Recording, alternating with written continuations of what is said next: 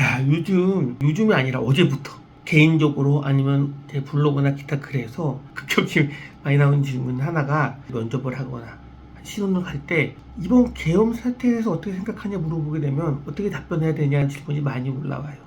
당연히 국가정보원 대통령 직속기관이기 때문에 아마 계엄 사태 관련돼서 뭔가 안 좋게 말하는 거는 안 될 것 같은데, 과연 그걸 어떻게 말해야 될까라는 고민이 많은 것 같아요. 일단 이거를 얘기하기 전에 이 원리부터 보게 되면 진보와 보수부터 한번 생각해 보면 될 것 같아. 누가 나한테 만약 너 진보니 보수니 물어보게 되면 나는 안 보는 보수고 나머지 영역에서는 진보와 보수가 혼용됐다, 이렇게 대부분 얘기를 하거든요. 실제 선거 때 본다고 하더라도 나는 이제 민주당 쪽하고 국힘당 쪽하고 비슷하게 찍었어요. 그래서 예를 들면 이제 노무현 대통령이 나왔을 때 노무현을 찍었습니다. 변화가 필요하다고 생각했기 때문에 노무현을 찍었고, 그 다음 선거 때에는 이명박 대통령을 찍었어요. 왜냐면 이제 노무현 때 워낙 많은 변화가 있었기 때문에 안정적으로 좀 정책되는 것도 있었고, 그때 이제 나왔던 정동영 씨보다는 이명박 씨가 능력치도 우세하다 생각했기 때문에 난 그때 이명박 씨를 찍었습니다.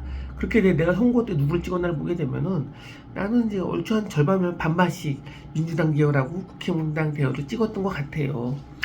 그래서 나는 이제 진보냐 보수냐 물어보게 되면 하나를 딱 말하기 힘들지만 그렇게 조금 더 보수에 가깝다라 얘기하는 게 일반적 흐름이에요.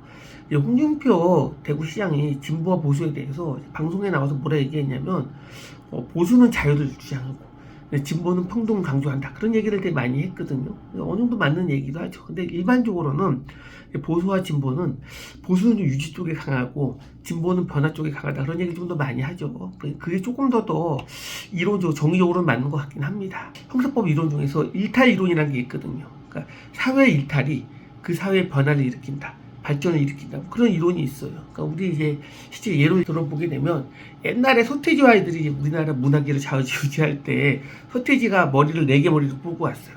방송사 방송 금지시키고 막 난리 났었거든요. 근데 서태지 팬들이 막 난리 쳤죠. 그 이후에 방송에서 4개 머리가 허용이 됐어요.